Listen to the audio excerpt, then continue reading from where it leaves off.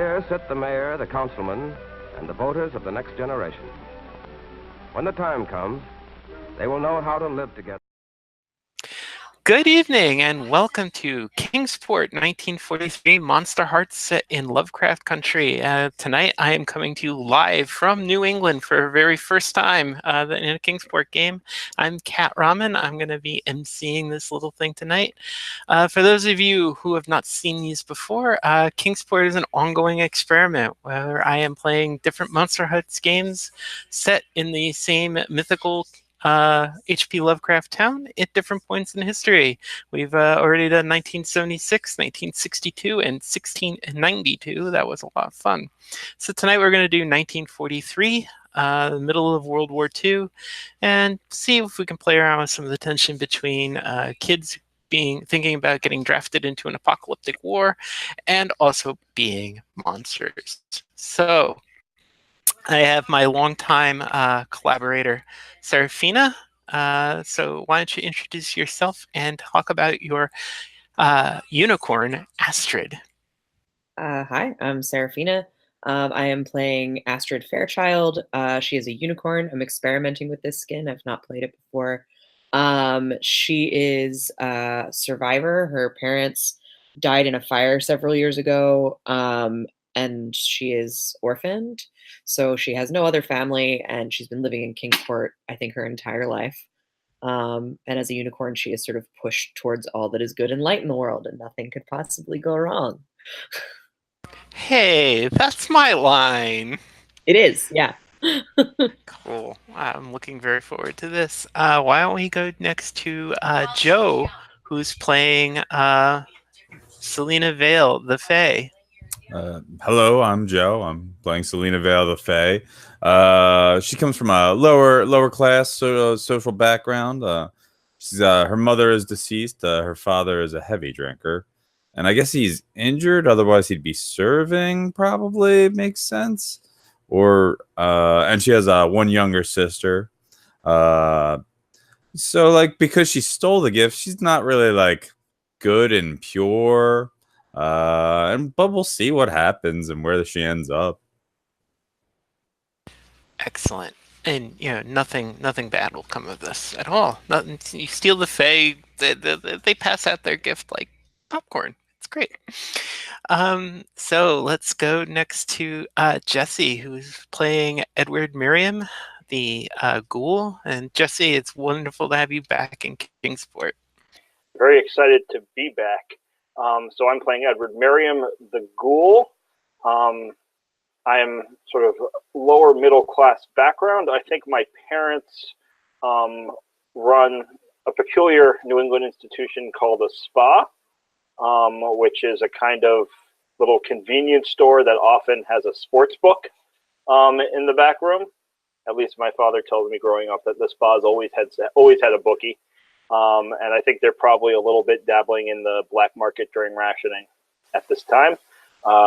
Dad may be in Coast Guard Reserve or something like that. But definitely not overseas and very much present most of the time. So the backstory is I'm the Ghoul. I think I died of an illness when I was 13 or 14, let's say, 14. And I was buried, and shortly after, my death was disturbed by a ritual, perhaps to the Migo, or involving the Migo in an adjacent tomb. And I made my way back home, and now I hunger for thrills to keep my heart pumping. And there's no greater thrill than bullets whizzing over your head in war. So that's where I'm likely headed. Yeah, actually, a lot of bad things are going to come from that. I'm straight up going to tell you, we're not even going to play with that one. It's first time you've ever come out and said that to me about a character. It's just like, no, this is not going to work.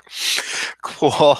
And last but definitely not least, Bethany returning once again to Kingsport with Lauren Shepard, the Sasquatch, because I say I don't know the second skins that well, so people decided to teach them to me. Wasn't so much as that as I saw like, you're super awkward, and I thought, yes, I am. This will be the easiest character in the world to play. Yeah, Lawrence is a recent transplant from the Midwest. He's let's see, he's kind of awkward and like unusually tall, but like that's a recent development, so he doesn't actually like know how to deal with his arms and legs being that long. So he's like clumsy. So he's like physically awkward as well as socially. He's kind of a lower middle class. His father is a dock worker, and his parents are also a little strange. Like, I don't know if they're cryptids themselves or not, but they're strange enough that they thought they would fit in better here in Kingsport than they did in Cleveland or wherever they were before. Fit in better in Kingsport. That's that's great. That'll work out fine. It's gonna be great. Cool. So tonight we're gonna do a special treat and do the backstory and homeroom while we're live. So that'll be cool. If you've played Monsterhearts, you can see how I do it, and then maybe not do that, but it'll all be good. So why don't we do this? And why don't we do this with Bethany? Would you be okay with starting your backstory?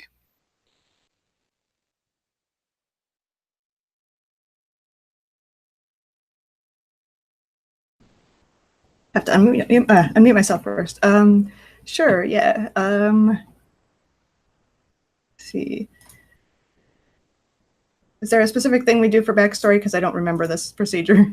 There are a couple questions on your book sheet. Okay, let me see what that is. You would think I would know this by now, but oh, here it is. Yeah, okay.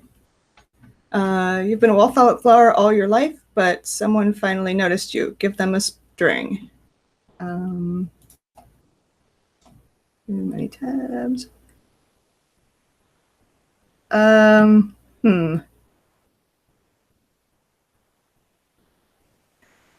That could be Selina, maybe. But I don't know. Anyone want to volunteer? I'll take it, sure. Okay.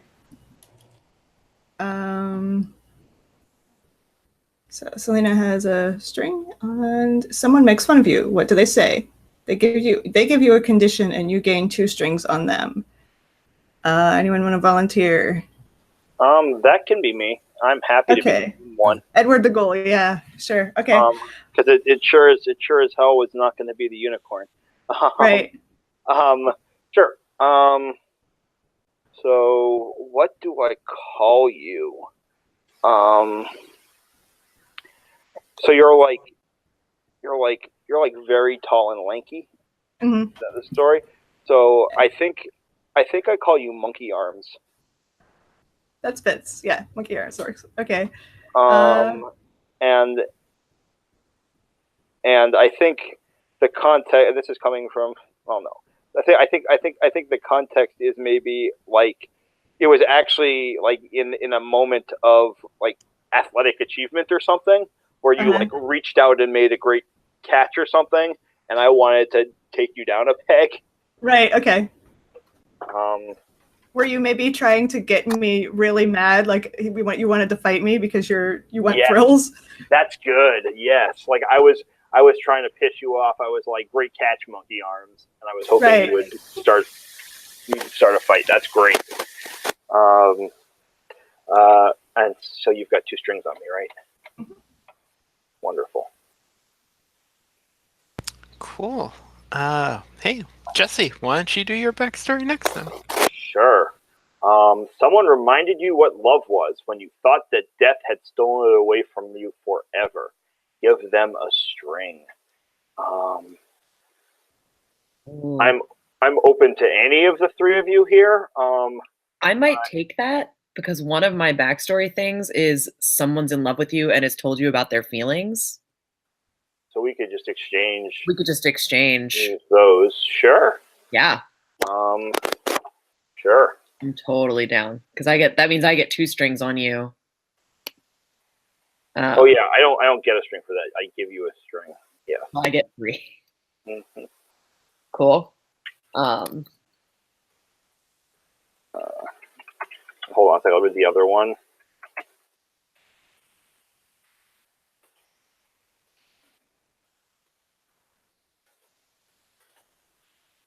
Okay, and then the other one is, did anyone watch you die? If so, you gain 2 strings on each other.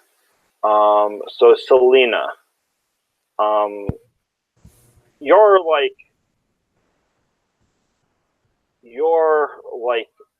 local. Yeah. So what? So here's the story on my death, right? So I died of a disease, and I sort of, when I came back, I sort of found my way out of the grave after this disturbance. But so like people knew I was dead, right? This wasn't like a big secret. My family had a funeral for me. I don't think it was like less than a day after I was buried, maybe, or a day. So part of what I'm thinking is that maybe it was like one of those like 18th century like buried alive things, but in the 20th century With the little bell. Yeah. Oh yeah. So right, where they like people just assumed, oh, I wasn't actually dead, but so you were there maybe. So like maybe we're childhood friends or something, and you were sort of sitting at my sick bed, while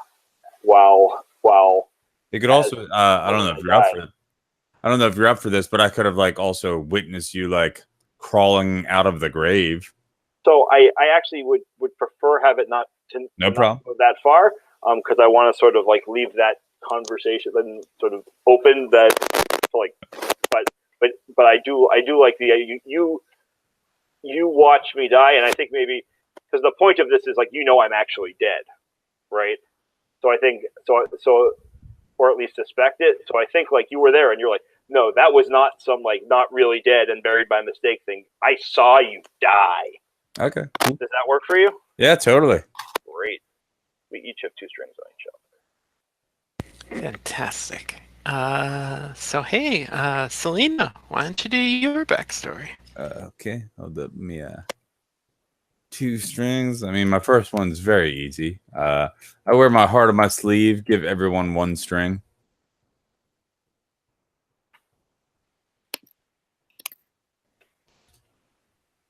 So yeah, that is the simplest one. And then the other one, I've captured someone's fancy, gained 2 strings on them. So I've already got a connection with Lawrence and a connection with Edward. So I think Astrid, I'm gonna like to spread the love. So if you're cool with it.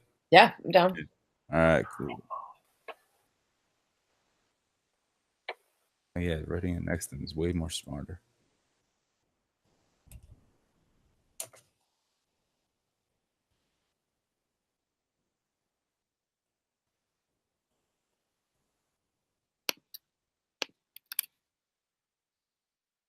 Okay. So I guess we're down to Astrid, huh? Yep. So I answered the one, which is, someone is in love with me. And the other one is someone wants to take something from you. And I guess I already have strings with the other 2 characters, so I guess Lawrence would be the logical person to want something from me. Cool. Not sure what it is. It says to ask. Say, what do you have that I want? I don't know. Let's see. Are you popular? I mean, I'm rich. I think she's pretty solitary. Maybe. I mean, does it have to be a tangible thing? It could just be that you want to know what. It could be that. It could be like your. Like the deal. I need. Yeah. I could see that being like, okay, there's this one. I think that like,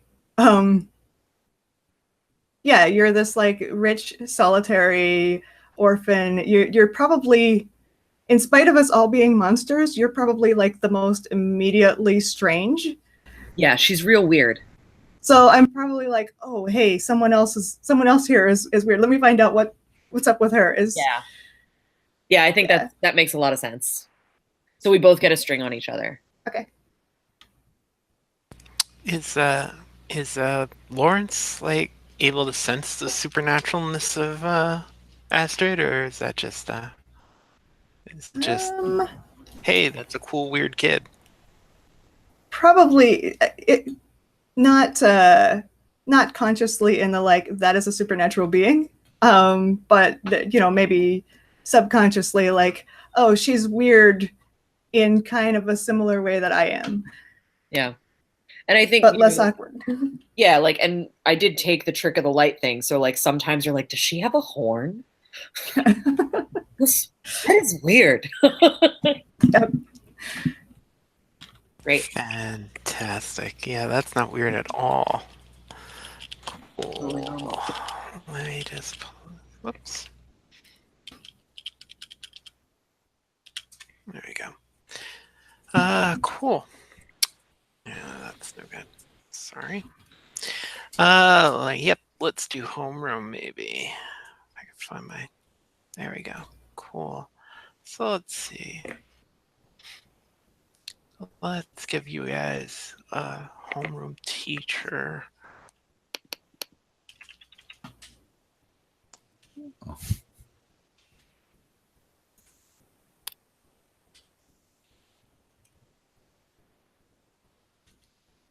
Cool. So your homeroom teacher is Miss Abigail. She is one of those New England spinster types. She's 82 years young and is happy to pitch in and do her patriotic duty, just like she did when we fought the Spanish. So let's see. Out of all you, who is the most popular? I have a feeling it's Selina. Oh. So Selina, tell me where you sit. Do you see the homeroom tab map? Yeah. Yeah, okay. I'm gonna say row G. Yeah, G7. There you go. I should have done G9. You want to do that instead? Yeah, G9 instead. Okay. It's like I'm the most popular. Oh boy. That is the order I am recommended to ask these things. So let me just do this. Sorry, let me look at some of the stuff I came up with. Cool. All right. So let's see. What's a good thing to go with today? All right. Cool. Whose brother were you dating before he got? Oh no, did I freeze? No. Oh, okay, good. Whose brother were you dating before he got drafted? His brother Andrew Everett. Cool. So so Andrew has a sibling who's in this class. Who are they, and where do they sit? All right, the person I was dating, whose brother was I dating before they were drafted? So I was dating Andrew Everett's brother. And is the brother in this class, or is Andrew in this class? Andrew's been inducted. Andrew is off fighting the war. Oh, okay. So I misunderstood the phrasing. so So the brother, sister, but Cynthia will go with. cool. And, I think she like sits in the front.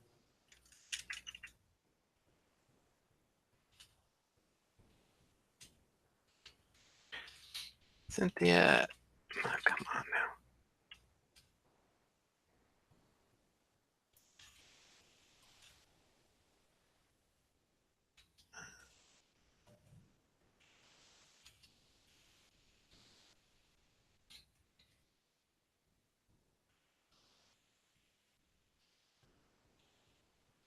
I know what happened. I switched my keyboard for accident.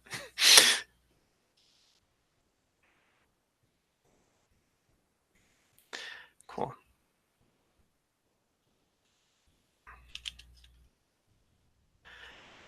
Okay, cool. I'll fix that in a second. Astrid, tell me about Cynthia. She's probably lower class, huh?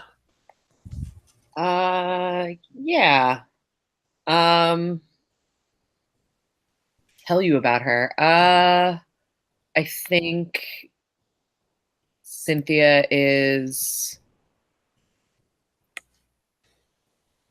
an overachiever. Cool. But how does that show up? I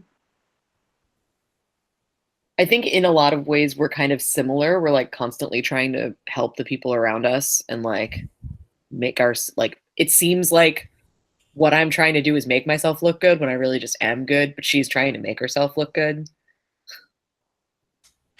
Cool. So why do you hate her so much? Because she's trying to make herself look good. And I don't hate her. Of course not. You don't hate anybody. You're good. I just don't like pretense.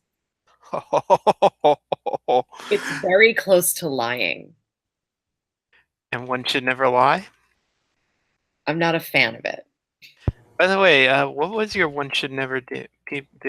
Oh, I've got a bunch of stuff on there. One should never gossip, swear, break laws, hurt the environment, lie, be cruel to others, or hurt animals. Oh, dear God. She's so pure. Yikes. So pure. I'm about to wonder, like, how have I captured your fancy? She likes a little edge. I don't know. We'll figure it out. We'll figure it out. Cool. She wants to teach you the error of your ways. Maybe, yeah. Rough. She's so pure. Cool. So, Astrid, where do you sit?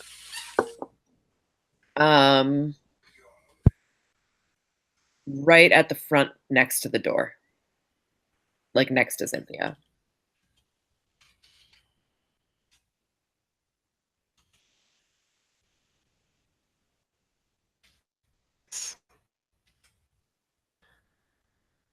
Cool. Edward, what do you know about Andrew that you have not told either Cynthia or Selina?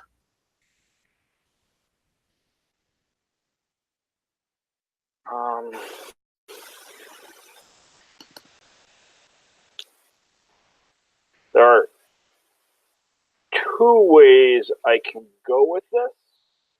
I'm trying to decide between like a sexual route or a violent. I think I'm going to lead into the violence here. I think it is that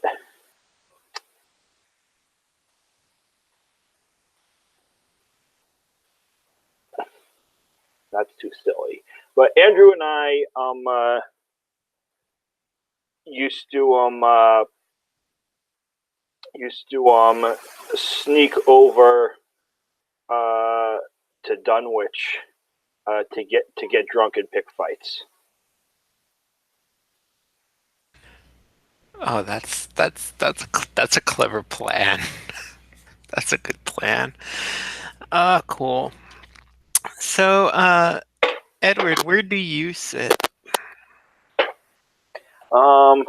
So I think I sit over in C7.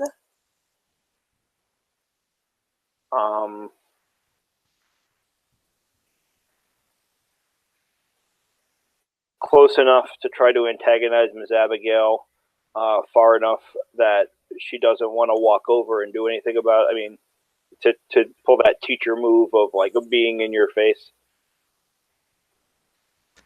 That sounds about right.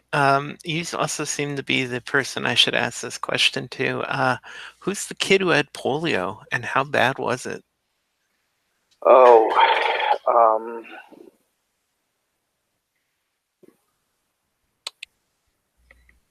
Dorothy McDonald. No, not McDonald. Dorothy O'Reilly. And it was bad enough to leave her with a noticeable limp. But obviously she made it through and is not like much impaired in terms of her like function, but you can just see that she like doesn't quite walk straight. What was her first name again? Dorothy. Okay, where does Dorothy O'Reilly sit? Dorothy O'Reilly sits all the way in the back, behind Selina. I think she doesn't like to be noticed.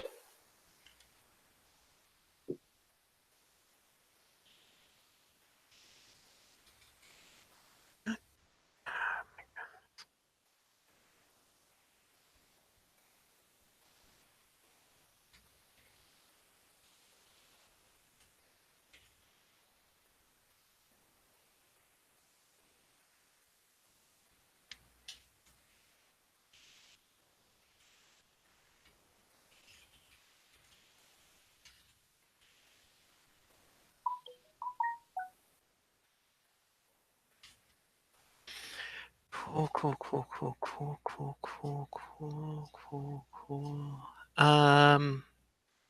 Perfect.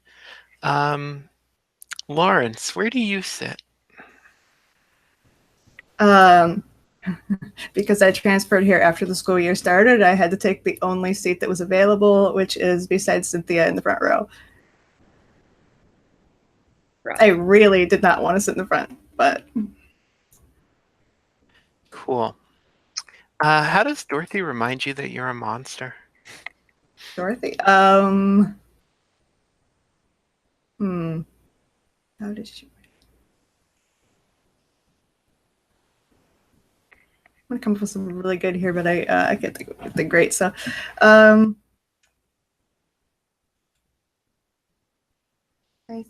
think.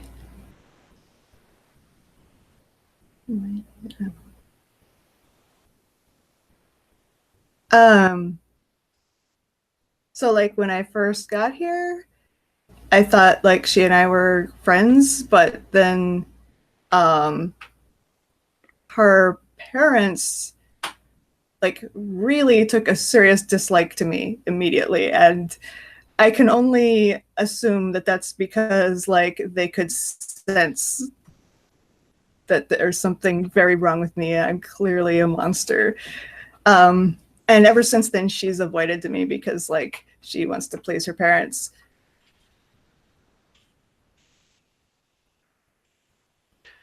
Cool. So I'm gonna give her a string on you, but I think you can take a string on her if you like. Okay. And while I am remembering, I think Cynthia gets a string on Selina. Cool. Oh yeah, go back to home. Excellent.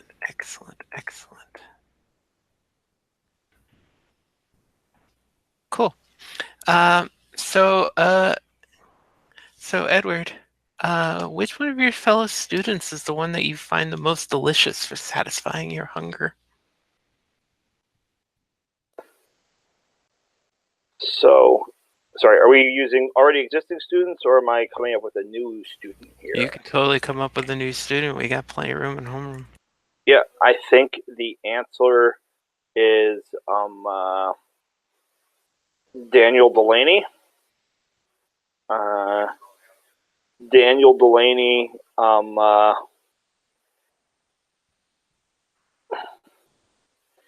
do I put this? Daniel Delaney is like a belligerent motherfucker.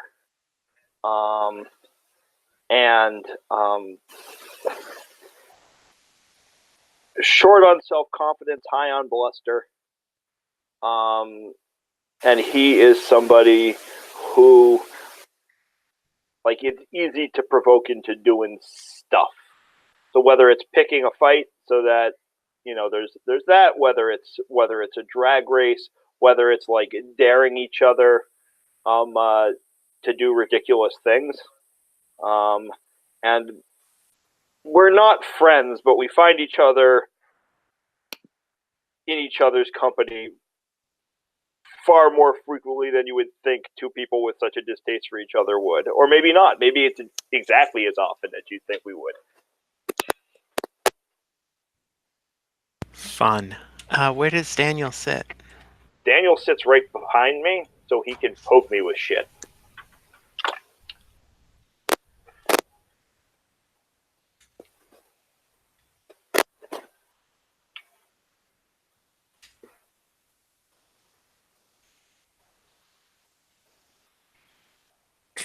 Cool. Astrid, what was the worst thing that you had to forgive Daniel for? I think that I think that when my parents died, he made a lot of really shitty jokes. I'm sorry. He made a lot of really unkind comments about sort of my wealth being in cinders and other sort of fire references. And being the sort of person who doesn't take out my aggression physically, it was extremely uncomfortable. Fantastic. I'm going to give him a string on you.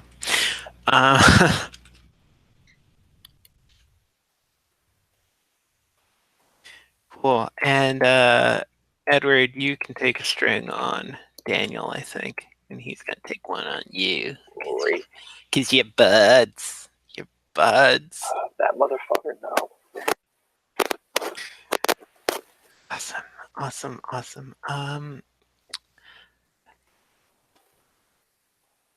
So, Astrid.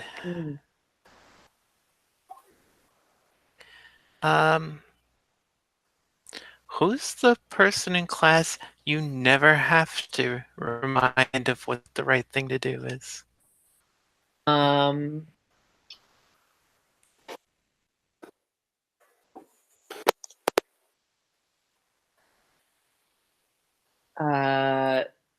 know what? A plain old John Smith.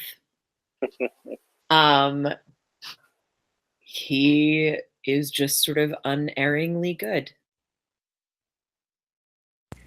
Cool. Where does John Smith sit? I think that he sits in the front row between Lawrence and Selina and Cynthia, I mean.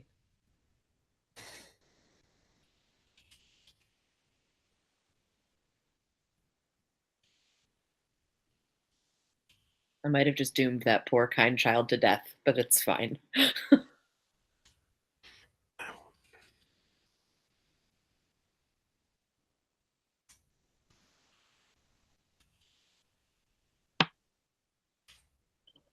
Cool. Selena, what do you know about John Smith that proves he's not as pure as Astrid thinks? We've like we hang out and we steal stuff every so often, you know. My heart.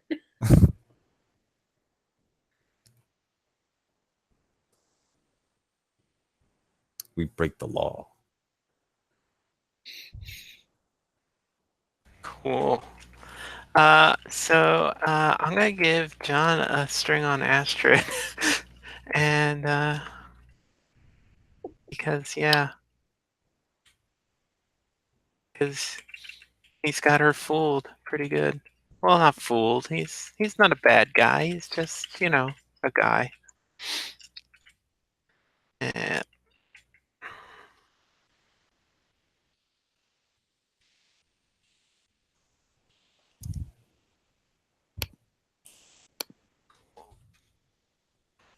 alrighty. John Smith.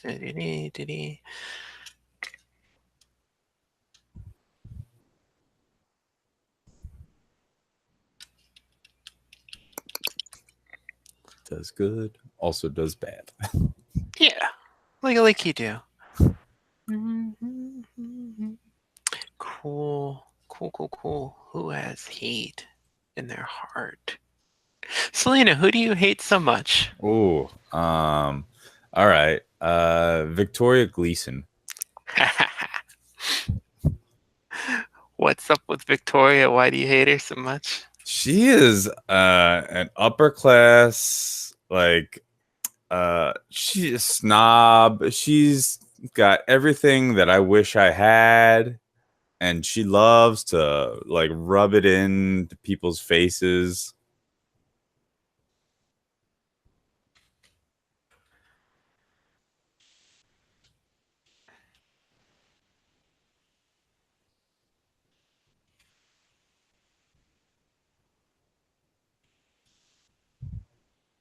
Cool. Lawrence, why are you so into Victoria? And tell me where Victoria sits. Let's see. Where does Victoria sit?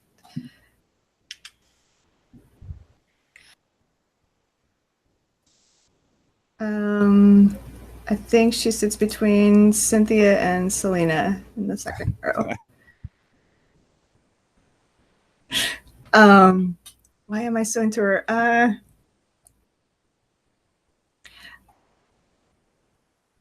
I think that she's very open and honest. Like, you always know where you stand with her. So even if she doesn't like you, like, she lets you know, and that's kind of nice.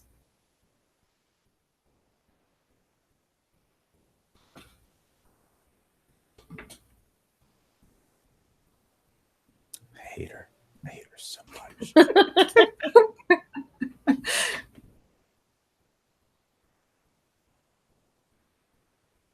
That remark gives her gives her 2 strings on you.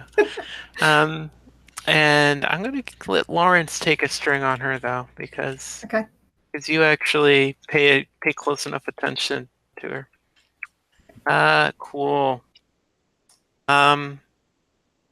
Yeah.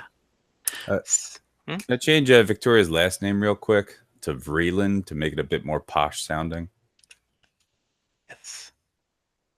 Vreeland? Vree land.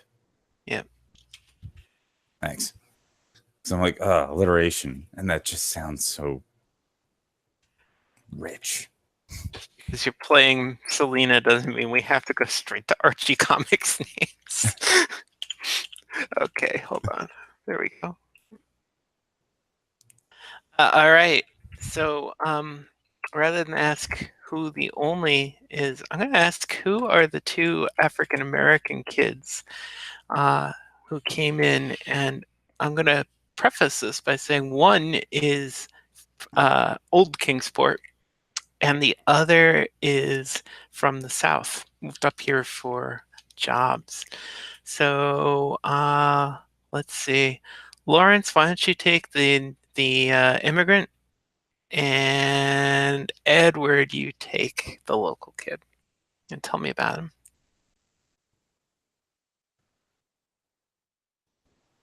Let's see, the kid from the South is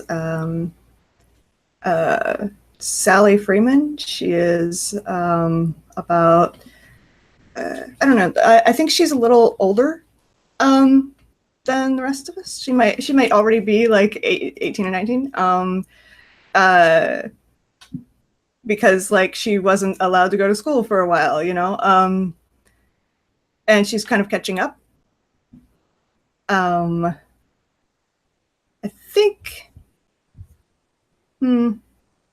think she mostly kind of just keeps her head down and, you know, does her homework, and she's not as like ostentatiously good as John Smith is or as Astrid is. But she has a reputation of generally being like a good kid who doesn't get in trouble. I'm not sure. Like, I'm a little suspicious. I think that like maybe there's more to her than that. Maybe she's like just really good at hiding whatever she's up to. But she's, you know, she's never caused any trouble for me, so I'm fine with her. Cool. Where does she sit?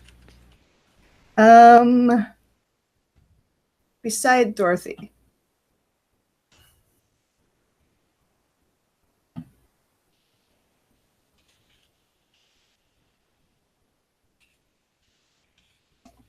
Because I think it's fun to surround Selina with people. Okay. Speaking of Selina, what is it that Sally does that makes you think she knows a little bit more about your secret than other people?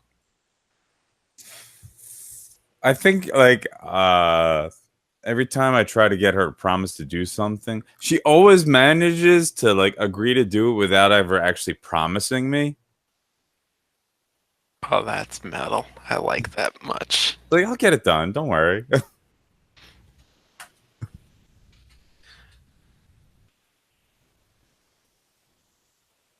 Awesome. I'm like, And Edward, tell me about our local Kingsporter. There we go. His name is Otis Moore. I think his grandfather, his mother's father, is like a leader of the African American community in Kingsport, and so he has that kind of like he's a little bit royalty in that sense. But his father doesn't get along with his grandfather, so there's like some tension that sort of reflects back on him in the sense of like, is he going to be with his mother's family or his father, like in this fight? And I'm already giving too much information, too much backstory for this NPC. But he's very good though, so I'm cool. But he's and in terms of like who he is in school, I think we haven't talked. I know we there obviously there's this long-standing African American community in the town, and we've had some African American characters in past iterations of Kingsport, but like how the African American community interacts with the white community in Kingsport is something I'm not necessarily sure of. I'm not sure if he sort of like whether he sees himself as just like basically like whether he sits next to Victoria for sure, and this is how it is. He sits next to Victoria for sure. They are friends, right? And like the role he plays. I was thinking on the other side behind Astrid, actually, if that's okay. I don't know why it matters, but it kind of does. And I think like you know, he's very much in that kind of like popular and rich. Even though his family doesn't have that much money, they have influence, which is almost as important or as important. And so he's sort of part of that clique.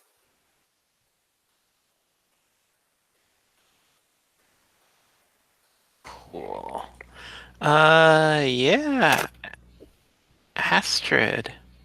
No, I kind of want to play Otis. So, yeah. What's the connection between you and Otis here?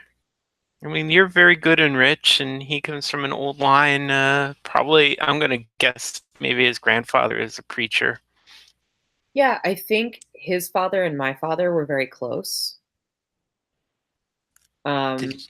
That's interesting. Was that an issue among your circle? I don't think anyone would dare have said to my father that it was an issue. And so Otis and I like have kind of known each other since childhood.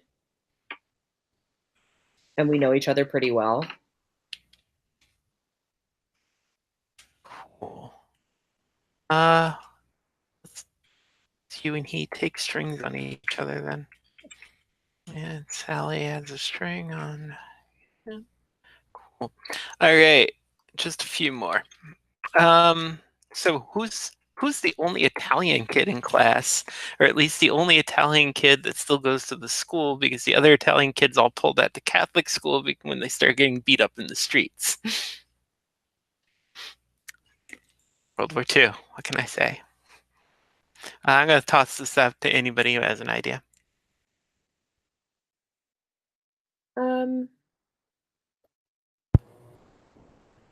I think Mario Ianetti.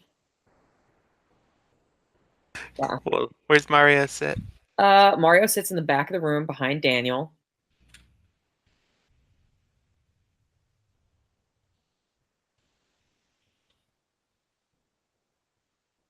Excellent. Cool. What's his deal? He is the quiet kid. Like the kid, he's like scrawny and small. He's the person that gets bullied if there is a bully. So he tends to keep to himself because he's not really interested in getting beat up. Yeah, well, I put down roots for Yankees because of DiMaggio. So. Of course he does. Of course he does. His old man puts in a bet on the Yankees with my old man. Yeah. Every night in the summer, and in 42, my old man's pissed that he has to pay him almost every night. So Edward, which side of the beating up of Mario Ianetti were you? The defending or the attacking? Oh, so I think the answer is the defending, but only because there were more people on the attacking side.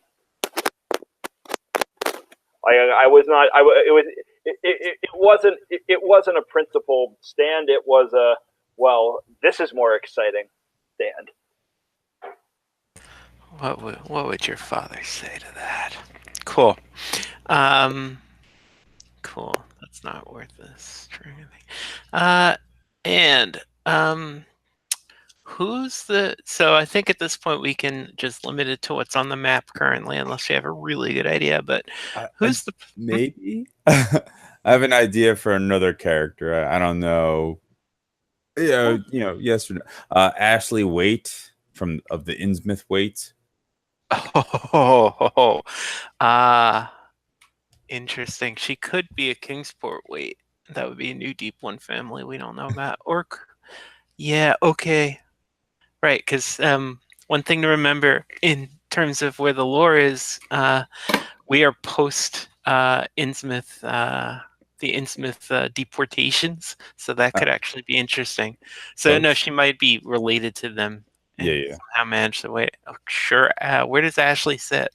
I mean, should be behind Otis, next to me. Of course.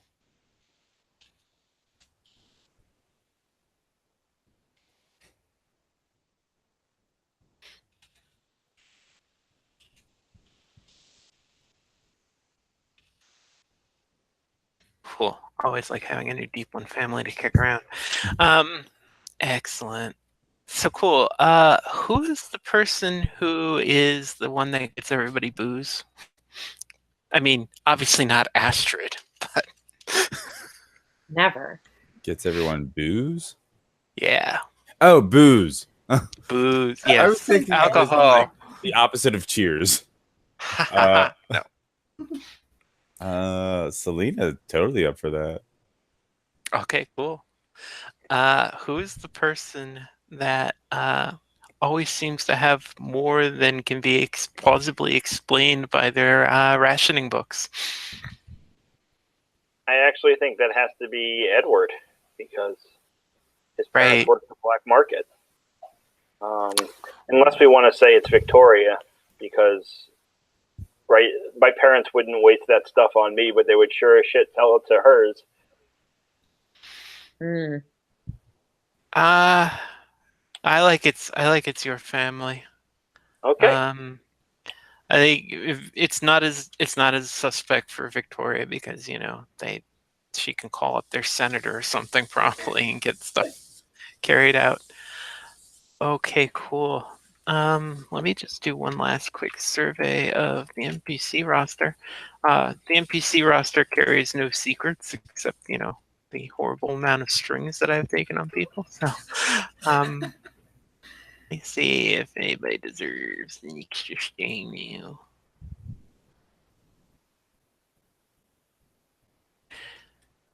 now. You know what? Actually, I think you should take a string on Mario, Edward. And yeah, I think that's probably okay.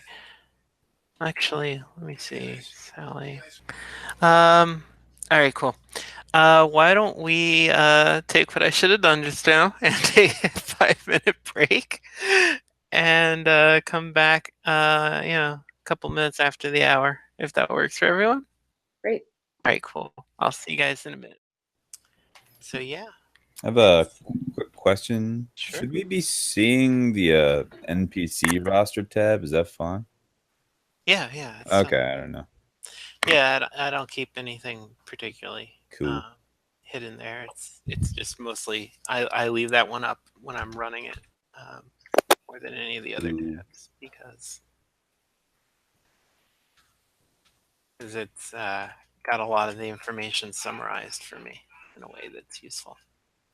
So, maybe not that useful with my current screen size. So hey, that's the thing. Yeah. There we go. Okay, cool. Yeah, so I think we should go back to 1943. Early December. Thanksgiving's come and gone. The Marines are hopping islands across the Pacific. Italy has turned out to be less soft underbelly of Europe and more, why are we getting our teeth kicked in every day fighting in Italy? Mm-hmm. And there's going to be some kind of social event towards the end. I don't know do we want it to be a school event or a town event? I think a town event. So it's like the big winter festival downtown or something. Yeah, like ice skating and hot chocolate and plotzing and shushing and. Yeah, absolutely. So there's definitely ice hockey people. Yeah. So is Edward an athlete? I think Edward was an athlete, and he still likes physical activity, obviously. But like something is just like off by milliseconds between his eyes, his brain, and his hands. So he's no longer has like quite the like fine motor skills. So like he went kind of from being, the middle school kid who was like a good quarterback or the puck handler in hockey to being kind of like your like bruiser or enforcer, despite not being all that big. You like to drop the gloves, huh? Yeah. Would you expect anything less? Got it. And what about Lawrence? Because it was implied in that backstory that Lawrence was doing something athletic. Yeah, I think Lawrence is not necessarily a good athlete, but enthusiastically bad. Like he's a klutz, but he kind of just doesn't care. But he's very tall, right? Right. Yeah. Okay, so he may be like second string on the basketball team. Right, just purely by virtue of being tall. Like he doesn't actually have to be that great at it. So Just get out there and block the paint, Lawrence. Yeah. Cool. All right, cool. So yeah, I think it's a homeroom morning. This being 1943, it's actually cold in winter. Yeah, we're dolphin people. When you watch these strange archives of our past civilization, you will know about this. So it's probably even snowing, and I think John is talking to Edward and Lawrence when we begin. It's like, hey, Eddie, my cousin, he's in the Army Air Force. Yeah, they were doing some test flights. He says there's all these Foo Fighters around Kingsport. It's so weird. I'm gonna out of character ask for a definition of what I don't actually know what a Foo Fighter is. They were UFOs. They would sometimes follow fighter planes around, or at least that was the story. Bullshit. I don't know. He says he saw a bunch of strange lights. I mean, everybody always sees weird stuff around the head, right? Yeah. I mean, look, there's stuff out there for sure, but I don't think it's showing itself to pilots. People, I don't know. And I sort of like shake my head like I'm embarrassed that I denied it, but also, come on, really? I don't know. What if it's some kind of crazy kraut thing? You want to go check it out then? What? Go up on the head in the middle of the night? Yeah. I don't know. What about you, Larry? You up for it? Yeah. I mean, if there's something that somebody should know about it, right? Yeah, I mean, we just gotta be careful. We got a responsibility. Don't be chicken shit, John. Well, no, I mean, we gotta be careful because they got the radar installation up there, and we're messing around there. They might shoot us by accident or on purpose. I don't know. They're not gonna shoot us, and if they shoot us, we'll dodge. Relax. It's gonna be a good time. Yeah. Okay. You're gonna dodge. They're not gonna shoot a bunch of fucking kids up on the head. They know. Eddie, you're gonna dodge? Jesus, man, you missed an open netter last week. Yeah, but hold on. I decked Danny good right afterwards. Yeah, that's fair. But if someone shoots you, or you won't have a chance to deck them afterwards. I talk a good game, but relax. They're not going to shoot kids up on the head. Kids have been going up on the head drinking for years. I know since the war started, it's a little different, the radar installation, but they're not going to shoot us. I say in my head thinking, ooh, maybe they'll shoot us. Fantastic. Right. So I think Astrid, Selina, Victoria, and Cynthia are gathered around their desks, quite possibly looking at an issue of probably not Vogue. Maybe it's like no, I have Italian Vogue. You have Italian Vogue? Are you sure about that? Italian Vogue. No, I don't have Italian Vogue. I just remember what Italian Vogue had in 1943. But I have some sort of like French fashion magazine. Sure about that? Listen. Not all of them were porny. Gosh. No, I mean, France is occupied by the Nazis currently. I know. How did we get a hold of it? No, it's like an old issue. Oh, it's vintage. Oh, cool. That's even better. Brought it in because we're all thinking about like the festival. So I think currently the debate is Cynthia is looking at this one dress and saying it's very pretty, and that she wishes that she could, maybe rig up a pattern for it to wear to the winter ball. And Victoria is like, "Oh, please. That's so 3 years ago. I mean, everything was different. It's ridiculous. Why would you want to wear something like that? I mean, God, might as well wear a paper bag." Victoria, there is no reason for her to not wear something that she enjoys. Well, I mean, you can do better than that, though. Look at it. It's got no shape. It's got no waist. It's classy. Sort of like you, huh, Victoria? Now, Selina, what are you going to be wearing? Is your dad going to help you rig up a burlap sack?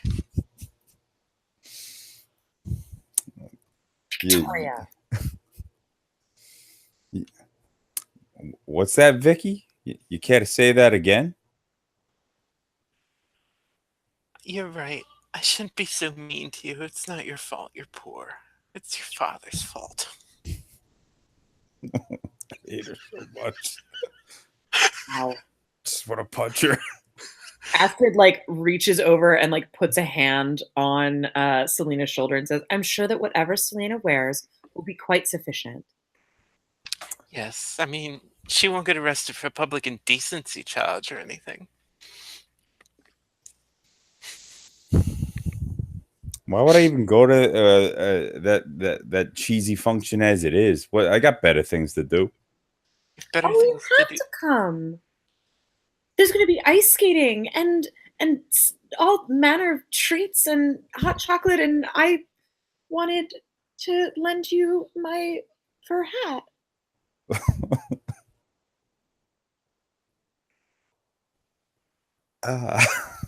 You have to come.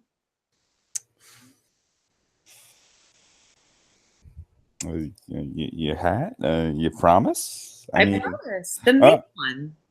All right. Well, I guess I could. For you, Astrid, I think I can make an appearance. Oh, good. So I guess you get to mark XP, huh? Yes, she does. She does. So Cynthia kind of looks at you, Astrid, like, you're gonna loan Selina your fur hat? Yes, why not? Well, I mean, it would go so well with this dress. I promised to lend it to Selina. Oh, well, I was just hoping that maybe, because we've been friends for so long, and it's all right. I'm I'll sure find that when we go through my wardrobe, we can find you something. Oh, we're gonna go through your wardrobe? Yeah. That's half the fun. Okay, that's probably pretty good, actually. Hey, quick OC, who does Astrid live with? Astrid lives with, she has like a dowager aunt Okay. that came to take care of her after her parents died. So she still lives in like the giant house that her family lived in with, I don't know, her aunt. She must have some high-toned old New England name like Eulalia or something. Yes, I think, yes. Mm-hmm. Auntie Eulalia. Yeah. How do you spell that? Eulalia, I think. Yeah, Auntie Eulalia.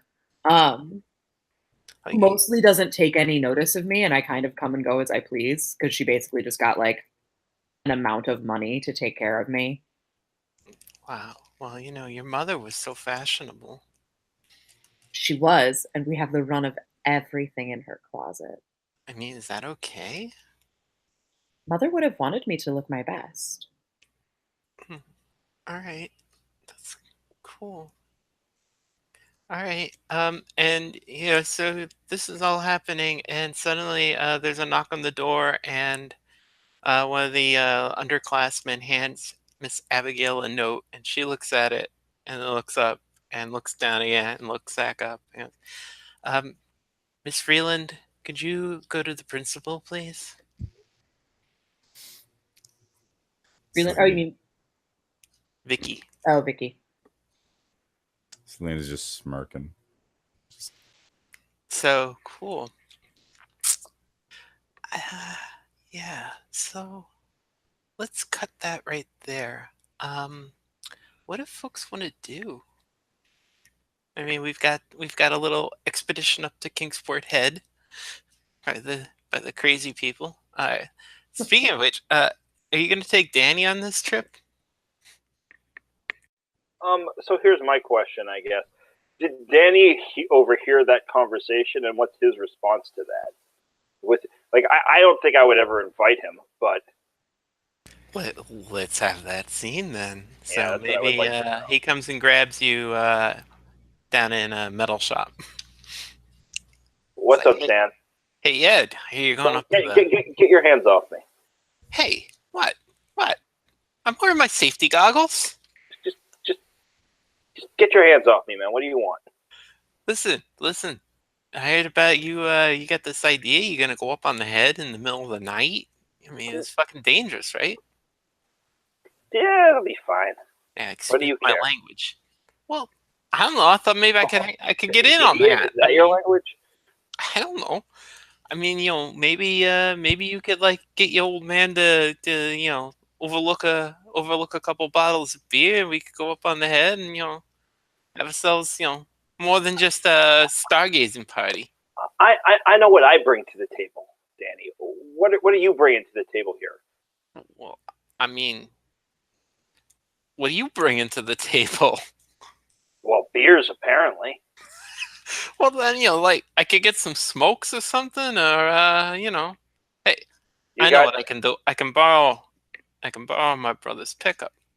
There we go. I mean, he ain't using it. He's Yeah, be a pain in the ass to hike out there for sure. Yeah. So I'll get my old 2.5, and we'll take it up on the head. All right. Just don't go chickening out on us and leaving us to walk home. I ain't gonna do that. It's just gonna be you, me, Johnny, and Larry. Didn't hear about anybody else. We ain't got no girls. You want to invite some girls? We can invite some girls. Say we should invite some freaking girls. I mean, gonna go up in the dock, under the stars. I hate it when you're right, Danny. I hate it. Yeah, but I'm always right. It makes me mad. Well, that's why I punch him hard in the shoulder. Ow. Yeah, you keep doing that, then you can't cheat off of me in history class no more. Every time I cheat, I fail. What difference does it make? All right. Who should we ask? I mean, Astrid. You think she'll come? Oh, I think we can persuade her. I have some thoughts. Okay, I'm gonna let you handle that mess, because no way she's gonna listen to me. She just looks down her nose at me all the time, and I feel all weird, and I get all flushed. And, I think I should go home and help my grandma or something. Yeah, your grandma needs a little help, I hear. All right. So you're gonna ask Astrid. That's great. Maybe she can ask some of her friends. Yeah. Maybe that's Selina to go. She's Sure, you can talk to Selina. Selina and I go way back. Oh, you do? We do. Hey, how come you never put a good word in for me? I don't got good words to say about you. Oh, okay. Screw you. All right. I'll talk to Astrid, and why don't you try saying hi to Selina? She might surprise you. All right. I'll do it. What are we gonna do about Larry? I think Lawrence. I think you've been in on this conversation as usual. People are. Yeah. I'm still I'm cutting this, thing very, very carefully and just kind of listening. And finally I'm like,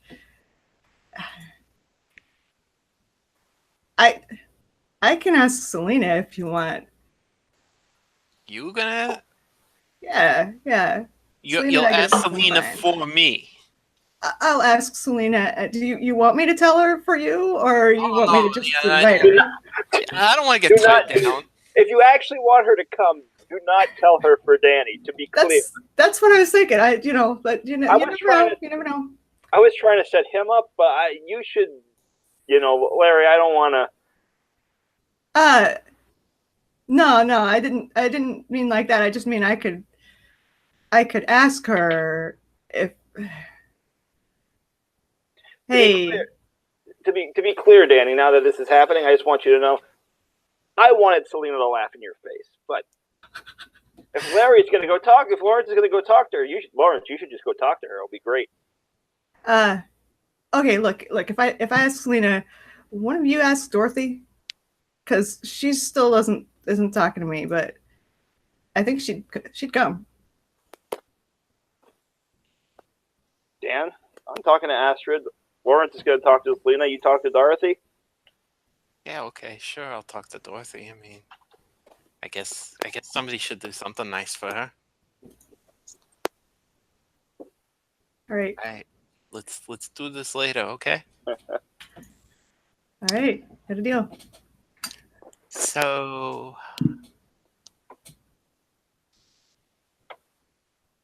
yeah, who's the person for this? Cool. Yeah, it's gotta be. So, Selena, you smoke, right? Sure. In the girls' room? Totally. Okay. She's a bad girl. You go in to have a smoke instead of going to math, which is fine because it's being taught by a grad student up from Miskatonic because everybody else is off in the front fighting. And you're just about to light up when you hear someone crying in one of the stalls. Is everything okay in there? You hear Vicky go, "Go away, Selena." I just sigh, and I'm like, what's the matter, Vicky? Robbie, we just got news. His convoy ran into a U-boat. His ship's missing. It's been missing for a couple days now. Nobody knows where he is. He's probably, well, you know. For fuck's sake. I'm sorry, Vicky. That's fucking sucks. Yeah. You wanna smoke? I don't really smoke. She takes it right from your hand. Now's a good time to start. Yeah. Yeah, Robbie always smoked. Sorry.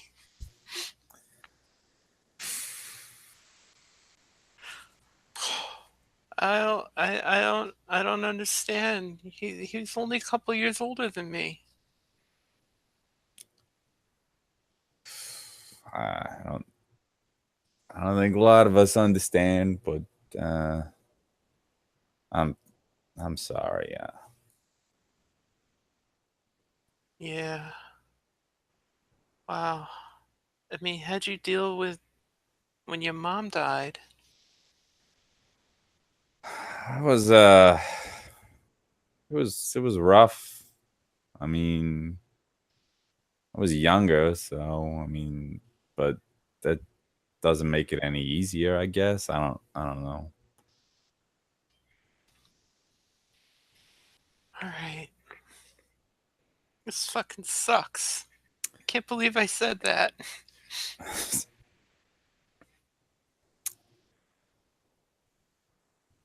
I mean, yeah, it does. I mean, but I don't.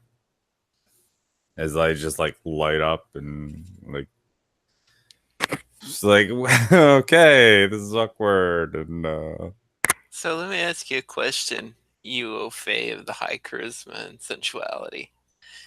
Is there any chance that you're trying to turn Diane, that you might perhaps inadvertently turn Diana on?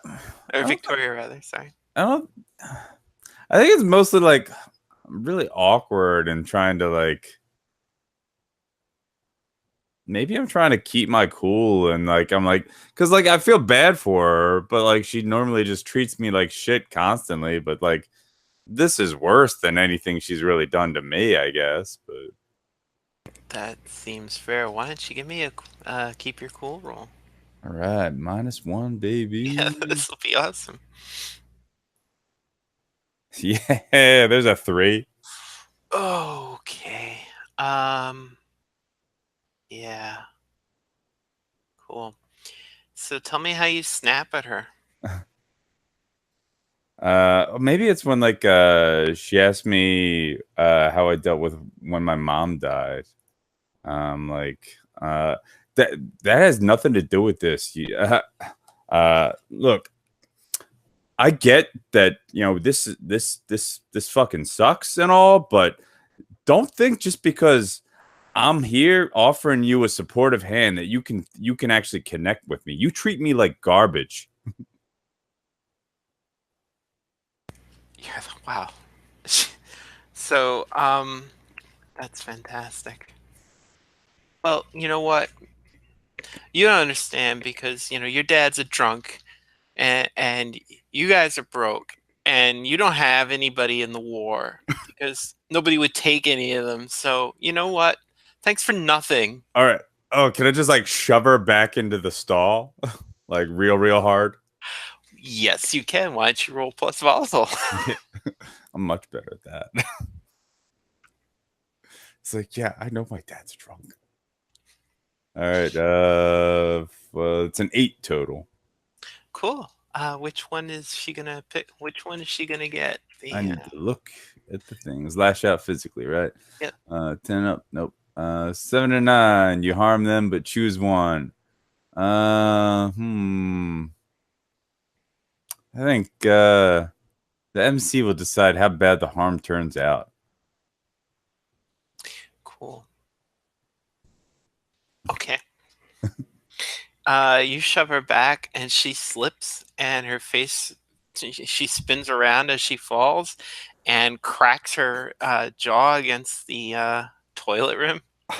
And she comes up and she's missing 2 front teeth.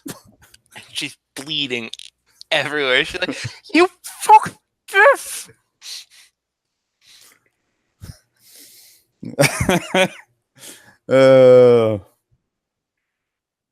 What do you do? I guess I'm still like angry and looking at her, and I'm like, yeah, that's what happens when you talk about me and mine. Are you gonna storm out at that point, or? I mean, if she like screams out for help, then I'm running out of there. But otherwise, I'm storming out. Yeah. Yeah. Okay. Cool. That went well. Fantastic. So I think what I'd like to see is Lawrence and Edward talking to Selina and Astrid. Oh, That'll can be fun. Can't you just run straight into me? Like, Oh yeah, Yeah. that'd be perfect. No one notices you. Of course, she runs straight into you. right? Yeah. Hey, Selina. Oh, Totally oblivious to the like angry look on her face. oh hey, do people call Lawrence Larry? Probably, yeah. I definitely have been, but I don't think I care whether you like it. So Right, yeah. I don't think I would say whether I liked it or not. Okay. I think I'd just like answer to it anyway. Oh, hey, Larry. As like she's Hey. So have you heard about the lights in the sky and that they've been talking about? what? Yeah, so What are you talking about? some kind of either like experimental planes or who knows. There's a bunch of different theories about it. Anyway, yeah, so Danny and Edward and I are gonna go up there to the head at night and watch for the lights to see if we can figure out what they are.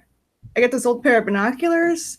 Yeah, we're gonna anyway, yeah, you wanna come? I mean, you want me to come up there with you at night? Watch some Yeah. lights? Edward's gonna get some beer. Yep. And that's when like she starts like she grins slightly and presses a bit closer to you. No, well, Larry, are you asking me out? Like No, I'll Just totally try to fun turn you moment. on. I mean, yes, I am. let's see. Ooh, I only got a 6 total. Really? Yeah, I only have +1 hot. dear. Can I spend the string Yes, after I roll? yes, you can. Yeah, I want to do that. As long as you tell me how that's working. Well, I mean, I am the first, like, the string I have is based off of how I noticed Lawrence when they were always considered a wallflower. I'm definitely noticing him more right now. So, as I like, Yeah. Yeah. Yep. Cool. all right, that'll take that up to a 7 or 9. So cool. Which one do you want? So they can either give you a string or choose one of the reactions.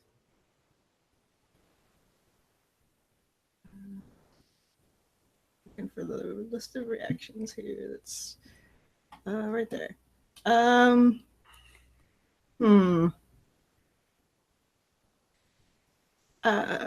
I think I'll promise something I think you want. Because let's just go. Yes.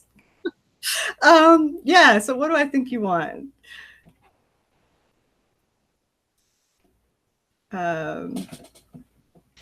Yeah, the problem with doing this particular answer or like reaction early on is that I don't know what you want yet. I mean, I could help. Like, you could promise, like, yeah, it'll be a fun time. Yeah, I mean, okay, yeah, well, so now I'm asking you out. I'm not asking you out on Danny's behalf. Yeah. So I think maybe just that, like me, like changing. Oh yeah, I'm supposed to. Oh well, fuck it. I'm asking you out. is that? Oh, that's awesome and terrible. Danny will not be pissed at all. Nah. Okay. Just so for specifics, what did you promise her? So like, I think when you asked, I'm not sure it's. I mean, it's actually probably getting embarrassed and acting awkward, but like, the result is that rather than like asking you on Danny's behalf, I'm just asking you out. Okay. And not mentioning Danny at all. Sure. So yeah, when I said like, are you asking me out? You're like, yeah. Yep. I don't know, Larry. I mean, it's just me, you, Danny, and Eddie. Maybe Astrid, maybe Dorothy. We don't know. Like the other, yeah. Danny and Edward they're gonna ask some more people, so it's not just gonna be like. It could be fun. Yeah. Do you think it'll be fun? You promise we'll have fun? Yeah. You know what? It's gonna be fun. Right. It's gonna be like, there's gonna be beer. There's gonna be cool freaking UFOs or whatever in the sky, and I mean, Danny and Edward are gonna be there, so some shit's gonna happen. It's gonna be interesting. All right. Well, I think I'll be happy to join you. All right. Don't forget to get your XP. Oh boy. Yeah. This will work out well for everyone. Oh, it'll work out great for me. All right, so I want to see Edward and Astrid now, I think. Cool. A thing that I have decided about Astrid is that she wears almost all white and cream and like very light gray. So she's dressed in all white, standing in the hallway. When you see her with like the light, you can kind of see like a weird horn maybe. But she's so pretty. Oh, I can't hear you.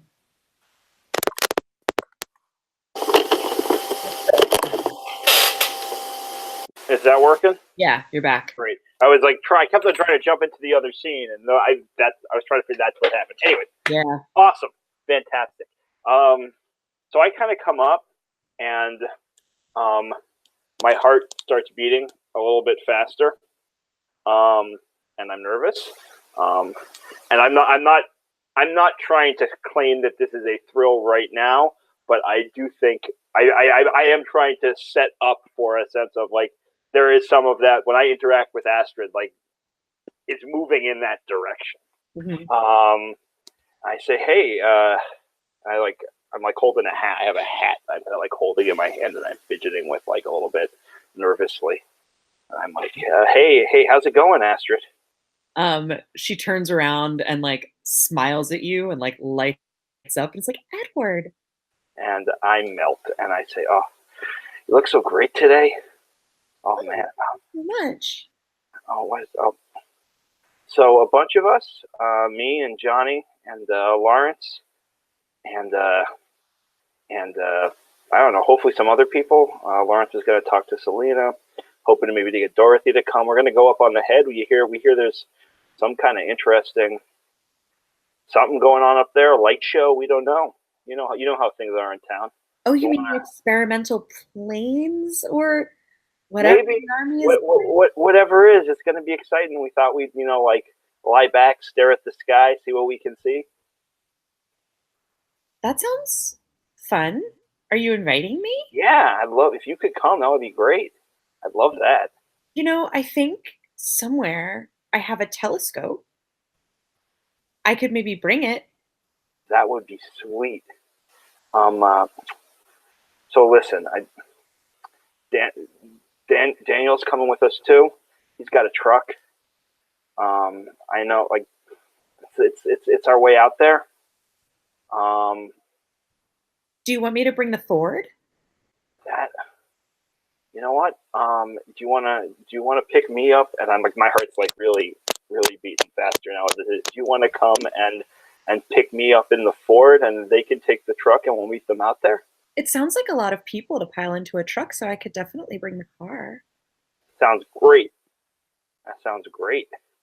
Yeah. Some cookies or something, some snacks. Yeah, that sounds great. Astrid, you know what a good time is. I know that it usually involves snacks and mysteries and friendship. Yeah, let's tighten those bonds of friendship. That would be great. I'd love that. You're such a dear for inviting me. Oh. And she kisses him on the cheek and then wafts away down the hallway. And I just sort of sit down where I'm standing, and light a cigarette. Then hopefully, looking around furtively to make sure she's gone before I light up. That is wise. Cool. Astrid, as you are coming down the hallway, you nearly plow into Ashley Waite, which is fairly common because Ashley does not talk much. Ashley! My goodness, I'm so sorry. You're going up on the head. It seems like there seem to be a bunch of people coming. The head is not a good place to be nowadays. I know it's a little bit dangerous, but everything's a little bit dangerous. It's a little thrilling. Once my uncle went up there, and they saw things they were not meant to see. Like what? He refused to talk about it. He said it was a witching. Ashley, it sounds like your uncle was being needlessly obtuse. Why don't you come with us? I'm sure it'll be a great time. Girl, don't banter words with me. I'm a Waite of the Waites.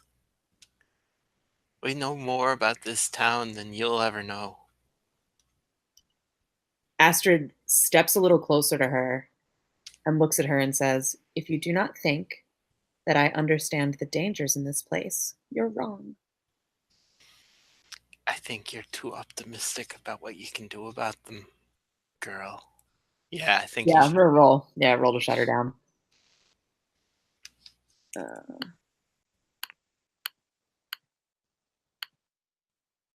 I roll a 9. Very good. So you're going to take a condition, but what are you going to choose? I'm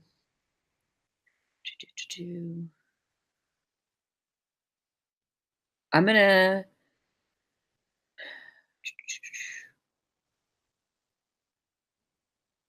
I gain a string on her, and I step very close to her, and I say, "My family has been fighting the evils in this place for centuries." And then steps away, smiles a very bright smile, and says, "Have a wonderful afternoon," and walks away from her. Cool. But you still get a condition. Oh yeah, I do. Absolutely. What should it be? I'm thinking something like reckless, huh? Yeah. You were warned, and you're like, no, I can totally handle it. It's not like there's like evil gods wandering in the woods making deals with people. No, it's totally fine. That's fine. I'm familiar. It's cool. It's cool. Yep. Okay, good. Cool. So I think as a group you guys are sort of gathering towards the end of the day. And as you're standing there, Selina, you see the principal coming storming out of the school with Victoria in tow. And she... On the 23 Skidoo. Are you going to run? Yeah. Why'd you roll plus volatile on me? It's the fuzz. Amscray. All right, there's 9, 10, 11. Oh, wow, you get away clean. That's fantastic. He just never goes back to school. It's like, oh, shit. So where do you head? It's probably, yeah, I'm gonna head to the soda jerk. I think the Friendlies is open at this by 1943. So you go to the Friendlies. I'm like, oh shit. Let's see. Yeah, it's got to be a guy who's too old to do anything. So Yeah. His name's Pop. Can I already be there? Hmm? Can I already be there? Yes. Somebody to talk to. Cool. Yeah, so Pop's like, oh, hey, Selina, you look like you've had quite a scare. Oh yeah, it was I thought it, maybe get some nice get a nice jog in, but just give me what's vanilla malt. Oh, come in right up. Right, you look very flush. Oh, yeah, well, Vicky was angry about something and went to the principal, and well, I decided to get out of there before why deal with it today when I could just deal with it tomorrow. Seems like she's been having a very rough time. Yeah, I mean, she's not having the best of times. In fact, I'd probably go as far to say she's having a terrible day. I mean, with Robbie, it's such a tragedy. It's heartbreaking, really. It really is. I really hope that it hasn't gotten much worse for her today. Yeah, no more than she deserves. What are you implying, Selina? I mean, I don't want to bore you with the details. I mean, so what do you do? What did you do? What do you mean? What did I do? What did you do? You have a very guilty countenance. She started some stuff, and she paid the price. When you say started some stuff, I need you to be much more specific and elucidate exactly what you mean. Look, I don't. Puts the malted down, and I move it away from you. What the? Astrid, come on. This isn't. Did you get in a fight with her? I wouldn't call it a fight. Did you hit her once and then she fell down? That is your definition of a fight. Yeah. So I mean, she shouldn't have been wearing those heels in the bathroom. She lost someone dear to her today. Selina, you have to apologize. She treats me like garbage every day. I mean, she's a human being with all sorts of very strange motivations and needs, and you stepped in it. I'm not sorry. Like she's got money. She can fix her teeth. You knocked her teeth out? Technically, the toilet did. Look. Are you shutting me down? I think I am, yes. I think you're also gaining +1 integrity. Oh, yes, I am. So I roll a 7. My goodness. Great. So I roll a 7. I'm going to get a condition, but I'm going to give you the condition of contrite. And basically I'm like, it doesn't matter how terrible someone might be in the day-to-day when they're going through something this strenuous. We are all in the war, and if something like that happened to you, you wouldn't appreciate someone knocking your teeth out for it. Tell me you'll apologize and I'll give you back your malted.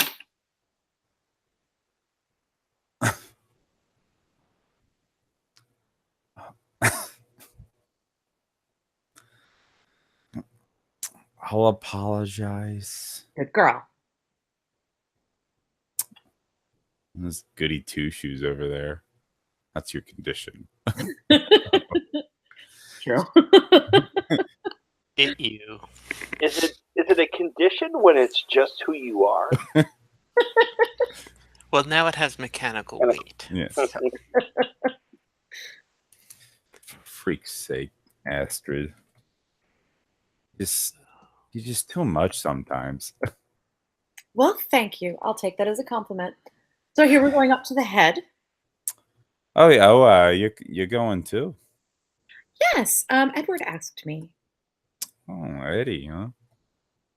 He's such a dear boy. Yeah. Larry asked me. Ooh. I know. I mean, it's shocking. Normally he's so quiet. He's certainly gotten, more broad in the last several months. Mm. So you and Eddie, is that going to be a thing? Oh, I don't know. He did confess some feeling for me. Everything's just so fraught right now.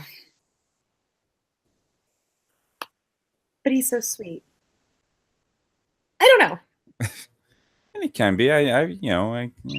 I've known him for a while now. So He seems to be having such a hard time.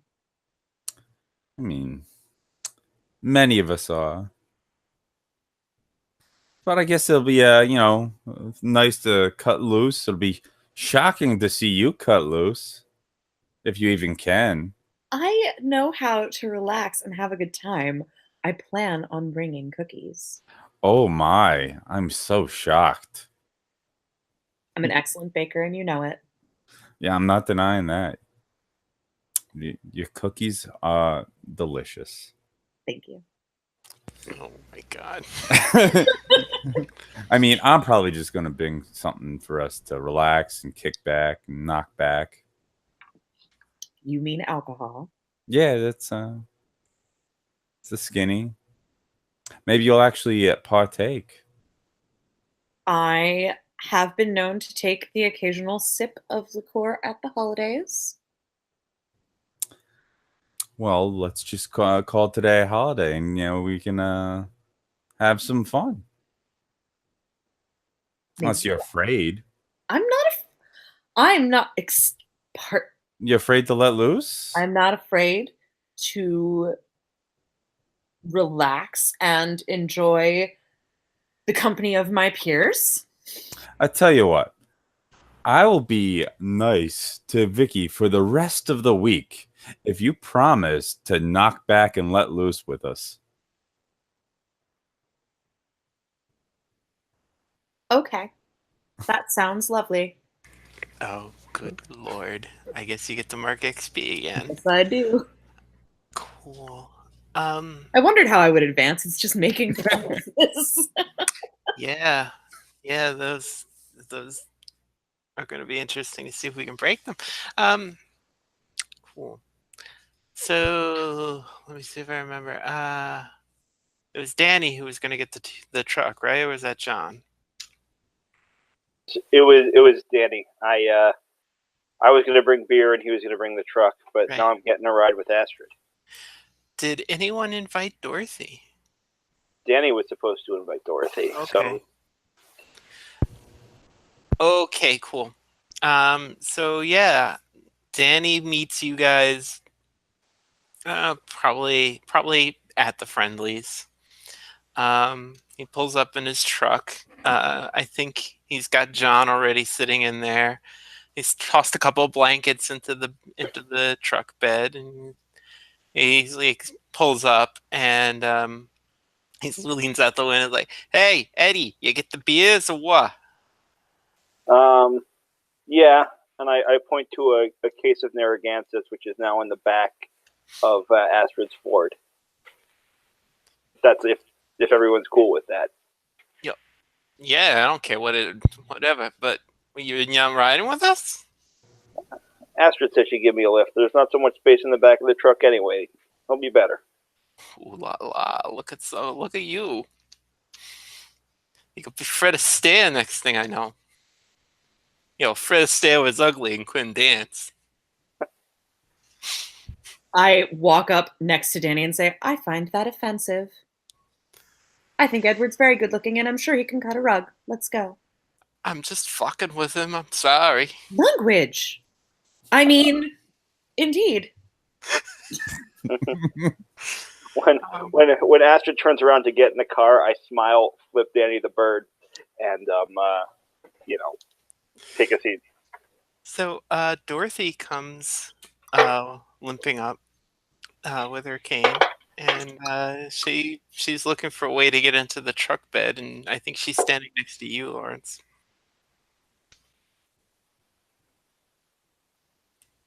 Yeah, muted.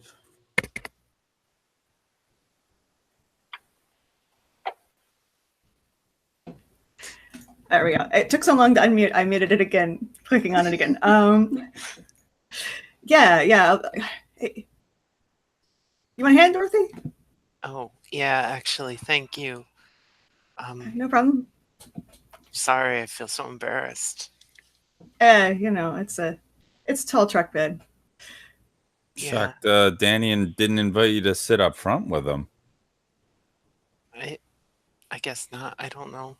I mean, it was nice to be invited. Most people don't invite me to things. Danny's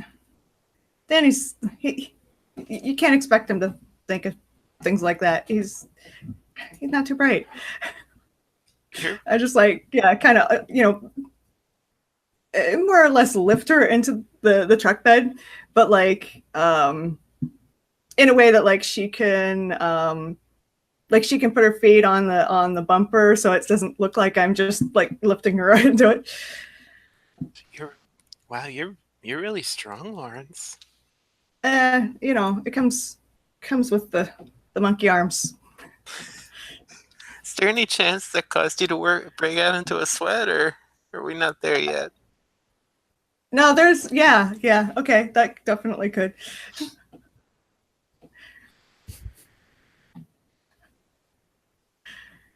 Let me roll that. Do you roll? Do I roll? Yeah, I think I do. It says when you break a sweat near others, the MC tells you which person is aroused and gives you a string on them. Oh, okay. Definitely Dorothy. Okay.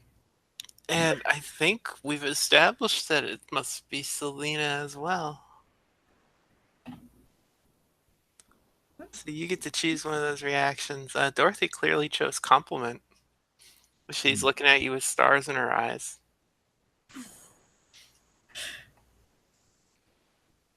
Oh, man. Trying to think how to make this work.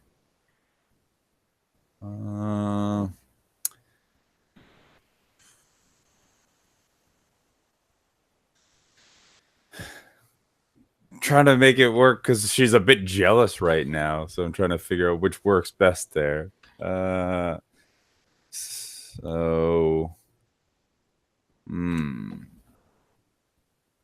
yeah, my eyes water and I gag. There we go. Please. Oh yeah. So am I just gonna get up there myself?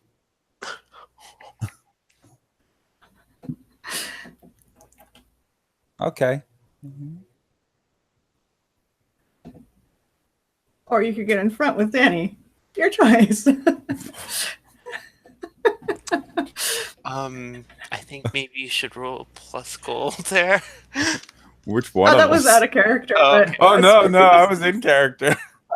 it could be in character too. Yeah, you know, if you're like suddenly sounding disgusted. Yeah, I'm like, I think you should definitely roll plus gold then. Let's do oh, this. yeah.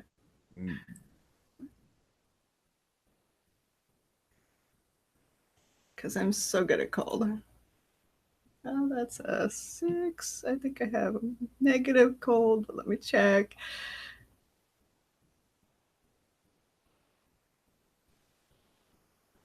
Too many tabs open. Everything is slow. Yes, I have a negative cold, so that's a 5. Oh, that's so nice. Got that XP. That's so nice.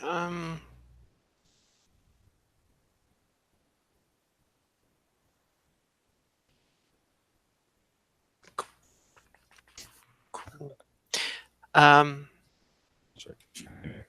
Yeah, how do I want to make this happen?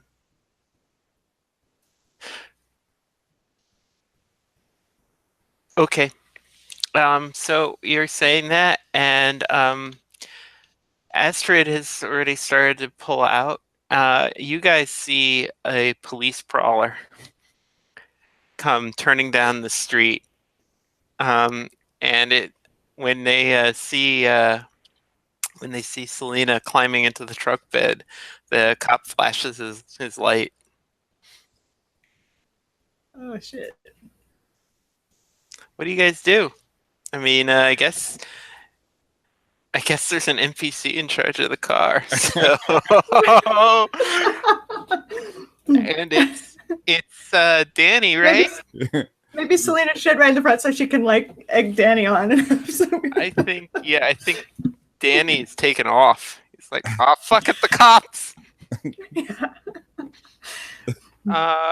So you guys pull out. The cops, they're not going to follow too hard because Danny's an idiot. But this is not going to go well. Cool. All right. So you guys are driving up to the head. It's not a far drive. You just go up past the factory, but it's long, silent drive. Yeah, it's dark. It's dark. You guys in the truck bed are, freezing. I'd like to have a conversation with Astrid in the car. I think that that's the thing we should do. But you guys are riding in relative comfort in this nice Ford touring car. Thanks for the lift, Astrid. I appreciate it. I reach back for a beer and offer one to her. Oh, I shouldn't drink before we get there, but I did bring us something. Ooh, what'd you bring us as I crack open? There's a thermos in the back with the cookies that has hot chocolate with some peppermint schnapps in it. Oh, that sounds delicious. I promised real good. that I would cut loose. Well, I'm sure excited to see that. I'm not sure sort what it entails. Sort of inch a little closer in that bench seat in the front there. Mm-hmm. I'd say, look, I know we had that conversation a while back when I said some things to you, and they were all true. I guess I just think there's something else you should know. What's that? So remember, I don't know, you were dealing with your own shit then, I guess. So maybe you don't remember, but I was sick a few years back. Yes, it was around when the fire happened, and I'm sorry I wasn't really there for you. That's not. Don't worry about that. We didn't even really know each other back then. But I don't know if you heard they buried me for a little while, and then I, it turned out I wasn't dead. Mm-hmm. So I bite my lip for a second, and I think you can see that I'm biting it really hard, and maybe it should be bleeding, and it's not. And I say, so before they buried me, I was real sick, Astrid. It was pneumonia. Remember, it was the winter. It was a bad winter, and I got pneumonia, and my lungs were all filled with water.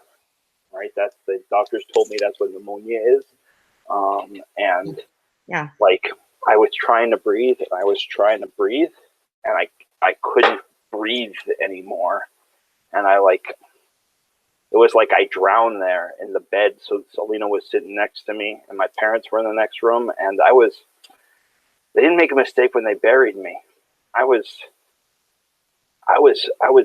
dead. And so this is a move I have. Yeah. When you tell someone, you remember the detail of your death. When you tell someone about it, give them the condition morbid and roll to turn them on with cold. Oh, interesting. All right. I think the idea behind this is, I guess you'll tell me how you react after the roll, but the idea behind this is to get you kind of sexually intrigued by death here. I guess that's what and I think, tell me if this is a bridge too far. I think I'm pushing a little bit on reckless here. I think what's happening is that what I want this to be is that this sounds like an interesting and risky thing, and you're feeling a little bit reckless. That's true. Also, Miss Goody Two Shoes, and she sees a wounded bird, and sure. Either I'll take the +1 either way. Yeah. If we're okay with that. Let's see what the roll is. That's an 8 + 1 is a 9. That doesn't really matter. So that's an 8. Oh wait, it's +2 because of my +1 cold. So that's actually a 10. All right. And so take a string and then take a string and you choose a reaction. Let's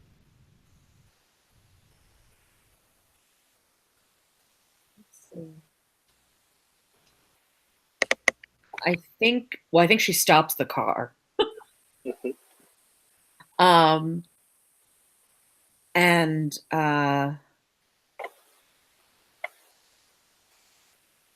yeah, so she stops the car and she looks at you and she grabs you by the hands and she looks you earnestly in the face and says, I am so sorry that you've been going through this all by yourself. And I absolutely promise that I'm here for you, whatever you need. And, all those things that you told me before, I've been thinking about. And, well, I suppose it wouldn't be a bad thing if we got to spend more time together, because you shouldn't be alone and I like you. I smile. I think I just, Astrid has a way of,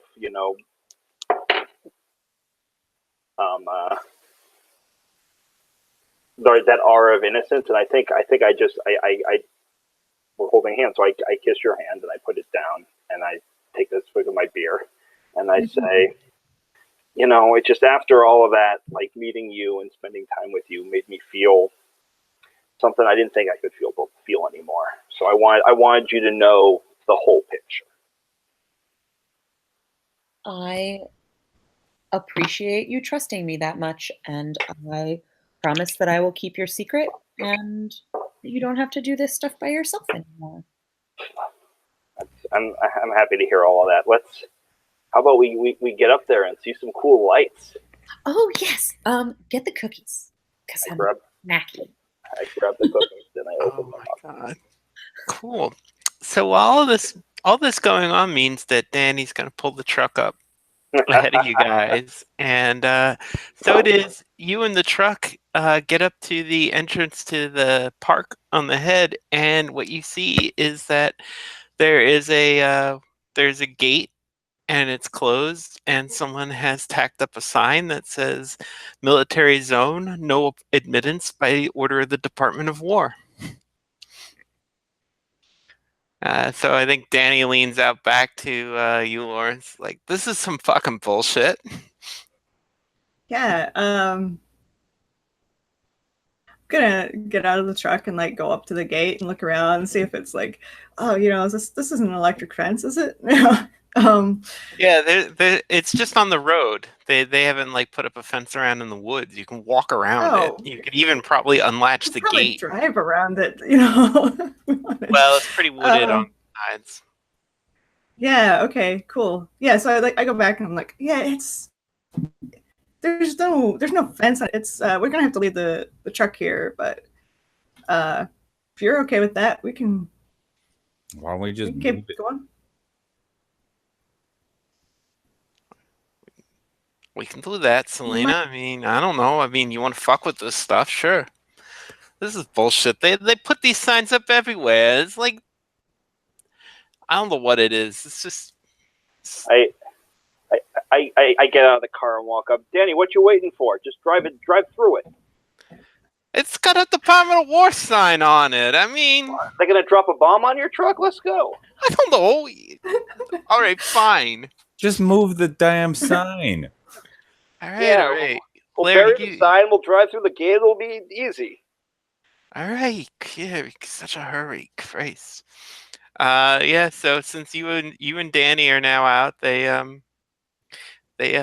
you guys unlatch the gate and push it open and just toss the sign into the woods. And you drive up through the snowy woods. We're such teenagers. Yeah. You don't want to get too close to the top of the head with the vehicles because there is a gun emplacement a little bit lower, and there's usually a sentry. And the light on Kingsport Head is just one of those automatic lights. It's just a metal tower with a light on top, but they usually keep a sentry there as a lookout. Yeah, I like hammer on the cab and I'm like, turn off your lights, because it's definitely a good idea to drive like through this wooded area with no headlights. Yeah, definitely. Probably your Ford doesn't have a radio in 1843. I think they were just starting to happen then. So yeah, as you come. You stop a little below the head and start, I guess, walking up in the woods, right? There's a couple of secluded spots, and then there's all those weird holes in the ground that nobody knows anything about. So, but as you're walking along, you hear the crunch of footsteps not too far away, and you can hear a couple guys just talking, and maybe you see like the cigarette lighting up in the woods.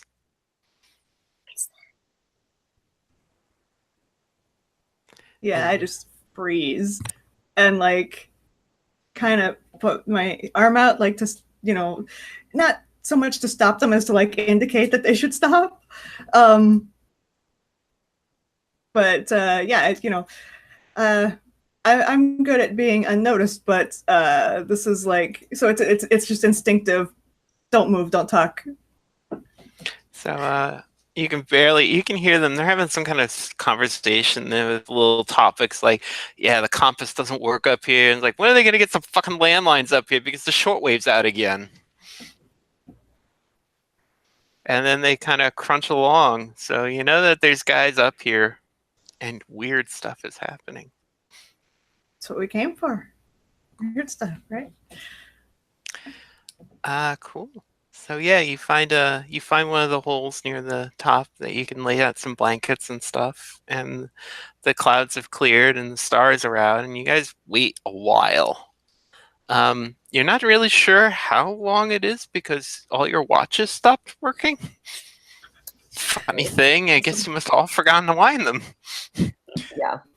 And then finally, a little after midnight, you do start to see some lights. They just like blue lights that hover first over the horizon and then gradually arc up towards the zenith. Oh. Everything is absolutely quiet and calm and peaceful. And then you hear somebody thrashing through the woods like they're running. I jump up and immediately run towards the noise. All right, cool. You come running in. Why don't you? Let's just treat this as keep your cool here, because you guys are on a collision course, literally. Okay. I'm chasing my hunger here, so that's Oh yeah, definitely. So you get a +1 on it. So you're gonna probably do okay on this. I don't know. My cold is not fantastic. 4, 5. I mean, it couldn't possibly. Yeah, no, that's a 4. Oh, that's a 6. But either way, they're all the same. Yes. Cool. All right. So you come crashing out of the woods, and whoever it is sees you. They without even really breaking stride, they just grab you by the chest and lift you and throw you back down the trail.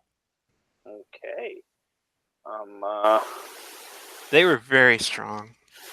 They were very strong. Do I take any harm? Does any what were? Yeah, take a harm. Okay. I immediately bounce up and run after them. All right, cool. What are the rest of you guys doing? I chased after Edward. Oh, fuck. Yeah, same. All right, so you get a better look at this. You see this guy, this tall, pale guy, just basically grab Edward by the chest and chuck him. What do you do? I scream. He stops dead. He looks at you like, what the? A girl? Yeah. And I run at him. Astrid, what the fuck are you doing? He's freaking out, but you're also the unicorn. Yeah. So you get close. He's got big bulging eyes, and a long thin neck, and he just sees you, and he's like, "Hide me! Hide you? What the Fucking hide me! Language. now is Please! The trunk of my car? Good enough. Where is it? You don't have a car up here." I guess I'm like, Edward, are you okay? I don't know. And I grab hold of the hand of this erstwhile human and, well, I assume, and drag him towards where my Ford is parked. Cool. What are the rest of you guys doing? I think I was following just behind Astrid, and I catch up just in time to see this bizarre thing happening. And are you sure you should be helping him? Fuck, whatever you're doing. Let's go. So you're Sasquatch. shock and confusion as Astrid's just like, sure, random stranger. You're People. you're the Sasquatch. Jesus Christ, girl. When I said let loose, I didn't say. He's a little drunk. I'm gonna assume the Sasquatch is a little woods-wisey. Yeah, I think I grew up hunting in the woods, You hear it before other people. There's definitely several people headed your way, and you hear a dog not barking, just snuffling. Oh, that's. Yeah. Okay. So I'm gonna, I'm gonna warn them and okay, go, people coming now, and are the let's see who is not with us, who is still back in that hole? Is there anybody? Right? Edward, Dorothy, presumably. Edward, Dorothy, and Danny. Dorothy. Oh God, what are you gonna do with Dorothy? Yeah, Go get better to Dorothy. run back and. I'll get Astrid You guys, and Eddie out of here. I'll go maybe try and slow these people down. I don't know Okay, why I'm on this. I don't know why I'm on this thing's side, but if Astrid's good with him, right? Yeah, okay. I'll run back and get the others, and like, I don't know if it'd be better to just stay in that hole and hide or try to run for it. But either way, I'll go back and get them. Cool. Yeah, I think you can lift Dorothy out, but you're gonna have to carry her if you want to make any time. Yeah, sure. Why not? It's a meet cute. Yeah, exactly. Cool. All right, so Edward, you go tearing back up the trail. Yeah, I think what I do is I try to grab. I grab a beer as I'm like running by where we were sitting, chug it, crush the can, and like throw it in the direction of those people. Cool. The idea being to get their attention. Flashlights go on all through the woods. Great. Give me your keys, Astrid. Let's get out of here. Yeah. I sit down and start drinking a second beer, like just staring at the sky by myself. All right. So let's do you first. So you wait a while, and after not that long, but not immediately, a bunch of guys come up wearing, long gray military overcoats. They've got the white bandolier straps or and MP armbands, and they coming out with rifles drawn, with bayonets fixed. They see you, and they're like, "Freeze!" Oh, jeez, it's just some fucking kid. I got some beers here. You want some beers? What are you doing up here, kid? This is off limits. This is a military zone. I heard there were lights in the sky. I thought I'd take some beers. I'd see what's what up here. It's real pretty. The beer's real good. Narragansett, you want? One of the MPs is like, "Hey," and the other's like, and as they're like getting angry at you, a guy comes walking up in a tweed. He's got a trench coat on over a tweed sports coat. He's smoking a pipe and like, "Oh, what's this? You're a local, aren't you, boy?" Yeah, I'm from here. You shouldn't be up here. It's a military zone now.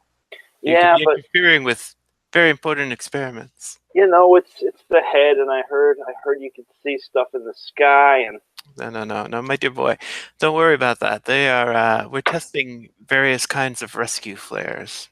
they're real pretty, man. They look real great. That's. I say, you didn't happen to have anybody with you?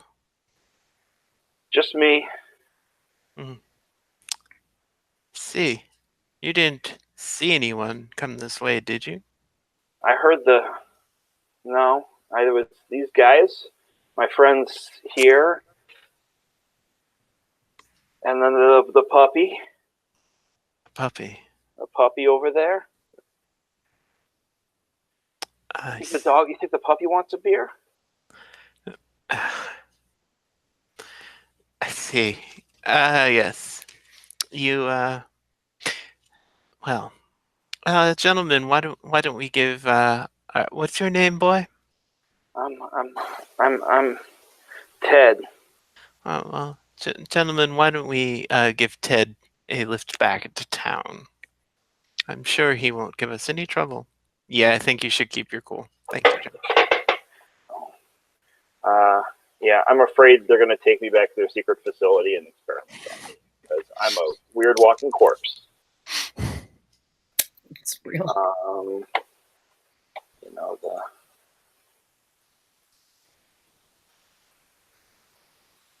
7 plus, or rather, 7 plus 1 is 8. Doesn't matter. I was going to say, what if I get my +1 for chasing my hunger, but it doesn't matter. It's a neat.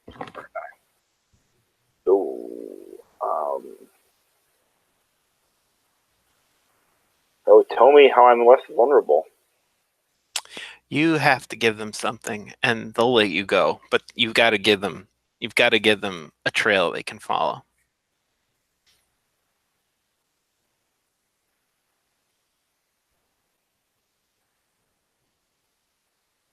So I think maybe before my friends here their puppy showed up. I was throwing my beer cans, and maybe I did hear something heading up towards the radar, or whatever the big metal tower is up there. I'm not sure, but like I threw the beer can, and it didn't sound like it hit something, and then it hit the ground, and the something wasn't like a tree. It was like I don't know, like a meaty something. See, I told you, gentlemen, it draws them like a moth to the flame. They never learn that it's detrimental to them. Very good. Thank you, son. Now you get on home, all right? You're gonna give me a lift home? It's a long walk. I still got half a case. I hitched out here, but I need to get home. Well, that's true. We want to make sure that you get home. Don't want to leave the beards behind. Well, we'll give you a lift down to the road, and do you think you can get home from there? It's pretty late, but I guess if I sit down there and drink the rest of these, I can get myself home on foot without having to carry them. Yes. Well, I suggest you hitch. And with that, he nods and the two MPs march you off. Meanwhile, the rest of you guys get down to your cars. By now, you've probably seen the lights up on top of the ridge, so you know that there's something going on back there. What are you guys doing? I put my new friend in the trunk. Why are you helping me? That's a good question. Listen, I help people. It's what I do. Get in there. Scrooch down. What's your name? Astrid Fairchild. I'm Noah. Noah Marsh. Good to meet you, Noah. Now get inside, and I'm going to put a blanket over your head. All right. I, like, cover him in a blanket and, like, slide a cookie under it and close the trunk. Somebody has to get into the car with me. I can't be by myself in case they pull me over. Yeah, no, I'll drive. No problem. You've been drinking. I have been drinking. And, I know you're a lightweight, so. I am a lightweight. Get in the car next to you. I take it Larry is going to drive the truck maybe? Because I think Danny is pissed drunk right now. Yeah, so the problem is that Edward is not back yet. So I'm like, did we wait? Where's and let's see. I think I'm just gonna like drive to where the truck is out of sight in case the lights come this way. And then I'm gonna stop and wait for Edward. Yeah, maybe you can pick Edward up. I think we should get Noah away from here. Yeah. Like, where do you want me to drive you, Astrid? To my place. Okay, all right. Playing it a bit dangerous. I've had alcohol. Yeah, I know. It's a side of you we rarely get to see. It looks good on you. I can be rebellious when the greater good is at stake. Okay, all right. Correct me if I'm wrong, but Astrid has taken a fancy to you, right? Yeah. Is there any chance I need you to roll plus hot here? I mean, I'm up for it. Then I invite you to please throw the dice. Oof, Jesus. It's a 6. I'll spend one to make it a 7. Nice. So you can either give a string or she's tipsy. I'm like, here, lean in, rest your head on my shoulder. As I, drive back to her place. Like leaning into your shoulder and goes, I put too much schnapps in the hot chocolate, I think. Well, you also had some whiskey, so. Is that what that was? It was good. Was that after you had a lot of the schnapps? I did. I heard that from some of the boys at school that one should not mix alcohols. But I have, and I find the effects quite pleasant. No, you shouldn't mix alcohol and beer. Oh, so you can mix any manner of liquor. Well, I don't know about any mana, but some mix fine. That seems wise. Oh my god. So Okay. 7 and 9. Yeah, so what do you choose? I think get embarrassed and act awkward. Okay. So how do you flirt directly with her? I think it's like yeah, lean in, like I'm like brushing your hair back because after the whole running thing, it's all like out of place. Yeah. Oh, I feel as though I may have forgotten myself. And she like sits up and is like blushing furiously and like starts putting her hair back together. It's just sort of like, yes, I. So I think after a while, Lawrence is waiting in the car with Dorothy and a piss drunk Dan, and eventually a Jeep comes down the hill, parks. Two MPs frog march Edward out, throw him down in front of the gate. It's like, And they keep the beer. and then they put the gate back up. They put the sign back up. One of them, they do one of these where they're like, 2, 3, God damn it! And one of them just stands there, lights up a cigarette, and has to stand sentry there. But you guys climb it. You quickly find the truck and climb in, and I think that should be where we stop for the night. Okay. I have an alien in my trunk.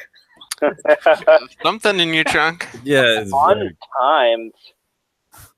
An alien, a deep one, something else entirely. There's many possibilities here. so. I definitely think Lawrence broke a promise to me. Yeah, I think I did. Yeah, okay.